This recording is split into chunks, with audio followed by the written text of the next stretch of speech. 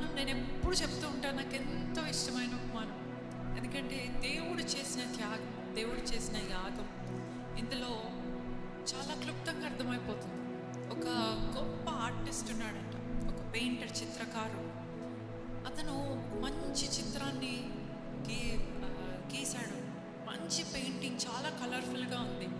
So మీరు ఏ ఆర్టిస్ట్ని చూసినా అండి, ఆ ఆర్ట్ వాళ్ళు చాలా కాలం అయిన తర్వాత అది ఇంకా ఎక్స్పెన్సివ్ అవుతుంది, ఇంకా ఖరీదవుతుంది. మీరు ఏ మ్యూజియంలో చూసినా గొప్ప గొప్ప ఆర్ట్స్ ఉంటాయి, అవి కొన్ని కోట్లు ఖరీదు చేసి ఉంటాయి. సో ఆ ఒక్క ఆర్ట్ ఈయన చాలా యంగ్ ఏజ్లో గీశాడు. అది ఒకళ్ళ చేతి నుండి ఇంకోళ్ళు అలా కొనుక్కున్నారు. దాని తర్వాత అది చాలా బాగుందని ఒక మాస్టర్ పీస్ అని మ్యూజియంలో పెట్టాడు. మ్యూజియంలో తగిలించాక ఆ మ్యూజియంలో ఈయన ఇంకా ఈ చిత్రకారుడు ముసలివాడు అయిపోయాడు. సో ఇంకా ఆ మ్యూజియం దారిన వెళ్తున్నప్పుడు ఆ చిత్రాన్ని చూశాడు. నా పెయింటింగ్ కదా, ఇది నా పెయింటింగ్ కదా అని తిరిగి వెళ్తాడు. తిరిగి వెళ్ళి ఆ పెయింటింగ్ని చూసి ఒకటే బాధపడతాడు. ఎంత మంచి కలర్స్, ఎంత మంచి రంగులతో ఎంత బాగా సృష్టించిన ఈ చిత్రాన్ని ఇలా అయిపోయిందేంటి, ఫ్రేమ్ ఇరిగిపోయింది, అక్కడ రంగులన్నీ ఫేడ్ అయిపోయాయి, రంగులన్నీ మొత్తం మాసిపోయిందలాగా అయిపోయింది అనమాట. చూసి చాలా బాధేసింది.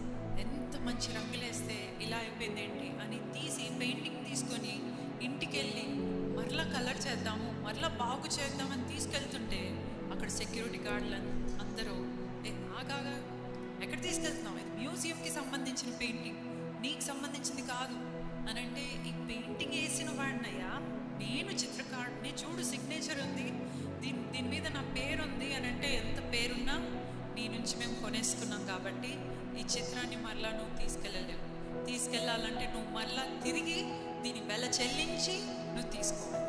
నువ్వు ఈ పెయింటింగ్ మరలా నువ్వు తీసుకెళ్ళాలి అని అంటే దీన్ని మరలా నువ్వు వెల చెల్లించి తీసుకెళ్ళాలి.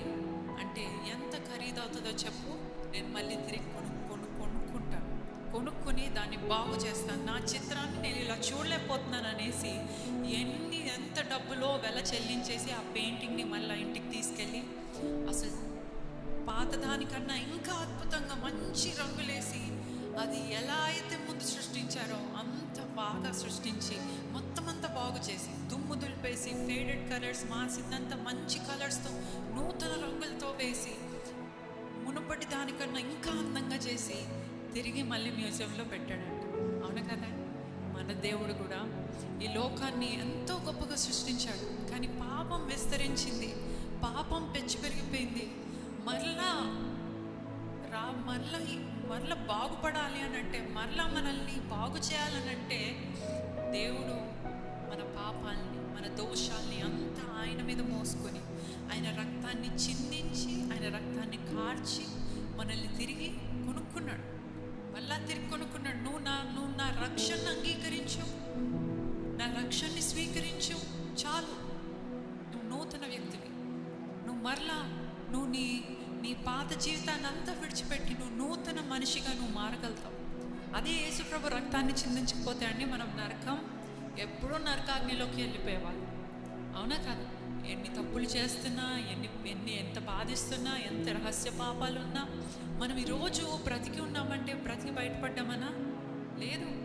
దేవుడు తన కృపతో మరో ఇంకొక ఛాన్స్ ఇస్తున్నాడు, బాగుపడు, ఇంకొక తరుణం ఇస్తున్నాడు, బాగుపడు, బాగు చేసుకో, బ్రతుకుని బాగు చేసుకో, ఇదిగో నా రాకడతో త్వరగా ఉంది, బాగు చేసుకో, బాగుపడు అని దేవుడు ఇంకొక అవకాశం ఇస్తున్నాడు.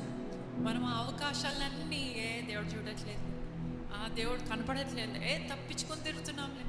మనం మనుషులకి తప్పించుకొని చేయొచ్చు, కానీ మన దేవునికి ఎప్పుడు తప్పించుకొని తిరగలేమండి. ఆయన అన్నీ చూస్తున్నాడు, ఆయన అన్నీ లెక్కేస్తున్నాడు. ఒక రోజు రాబోతుంది, ఆయన రాకడ వచ్చినప్పుడు అంతా మన హిస్టరీ అంతా, మన జీవిత చరిత్ర అంతా బయటికి తీసుకెళ్ళి ఎల్ఈడిలో వేసి సినిమా చూపిస్తారు.